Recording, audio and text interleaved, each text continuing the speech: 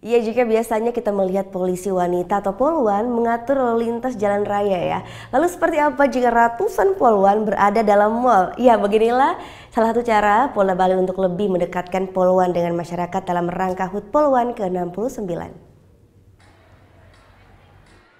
Ada yang berbeda dengan suasana Mall Galleria Bali pada Jumat malam.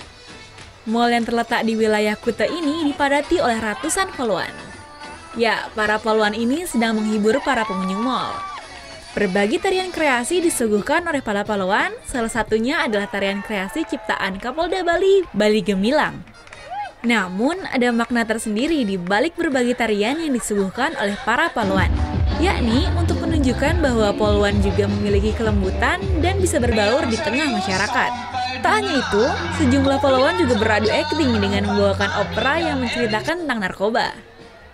Tujuannya adalah untuk lebih mendekatkan poluan di tengah-tengah masyarakat agar keberadaan poluan kita mendapat simpati dan tidak ditakuti oleh masyarakat. Inilah salah satu cara Polda Bali merayakan HUT Poluan yang ke-69 sekaligus untuk lebih mendekatkan diri kepada masyarakat. Bagus, tadi saya sebenarnya kebetulan lewat, saya nonton. Senang sih dengan adanya kayak gini, jadinya bisa berbaur dengan masyarakat para poluannya. Jadi kita di jalan ya seperti ngelihat poluan tuh ngelihat sesuatu yang agak menakutkan kayak gitu ya.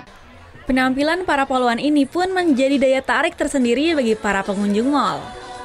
Saat ini poluan tidak saja sebagai pelengkap, namun kini sudah banyak poluan yang memegang jabatan strategis di jajaran kepolisian. Hal ini menandakan bahwa poluan juga memiliki kemampuan yang sama dengan polisi lainnya. Surya Sanjaya melaporkan untuk NET.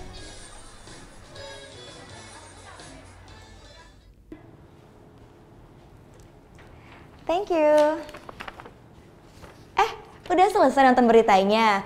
Jangan pergi dulu dong. Subscribe dulu dan nonton tayangan lainnya di sini. Subscribe, nonton lagi. Subscribe, nonton lagi.